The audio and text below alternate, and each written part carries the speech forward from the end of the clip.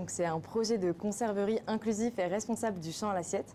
Inclusif parce qu'on travaille avec des personnes en situation de handicap pour créer du lien social, et anti-gaspi parce qu'on récupère des fruits et légumes pour les sauver du gaspillage.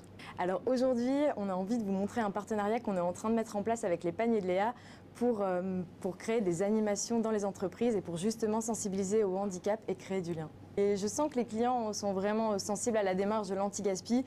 Après le handicap, il y a encore, je pense, beaucoup de travail à faire pour le valoriser et montrer que justement la différence est une force et que la vulnérabilité a un rôle à jouer dans la transition écologique. Alors chez les paniers de Léa, on travaille pour le bien-être par l'alimentation et on a un volet anti-gaspi. Donc on s'est retrouvé avec Ombline et la cuisine de Jeannette sur ces sujets-là et sur la création d'une animation en commun. Alors concrètement, on a imaginé une animation qui permet d'aborder les sujets de l'alimentation et du handicap, et on va les porter dans les entreprises, porter ces messages dans les entreprises. Le projet pour l'avenir, c'est de développer cette animation un maximum et qu'on ait un maximum de participants.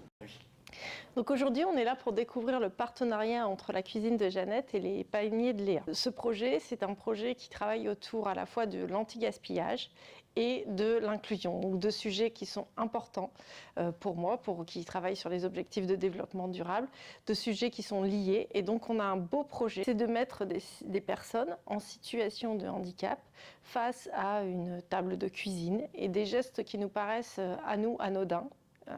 Peser du sucre, verser un verre d'eau, et de comprendre en fait les difficultés qu'ont ces personnes.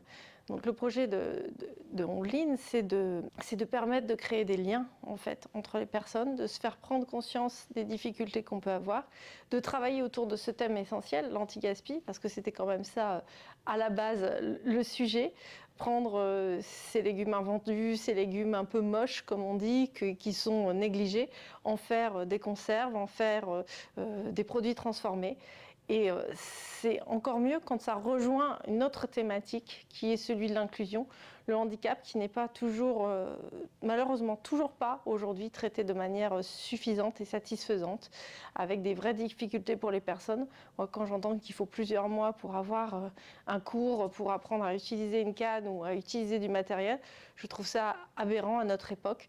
Donc quand on a des belles personnes qui s'engagent pour faciliter au quotidien et pour mettre en avant, mettre en lumière les difficultés, eh bien, je trouve que ça mérite d'être présenté pour que d'autres personnes puissent s'engager, que des entreprises, des collectivités puissent faire appel à ces associations qui œuvrent et puis porter le projet, les accompagner pour que ça puisse perdurer.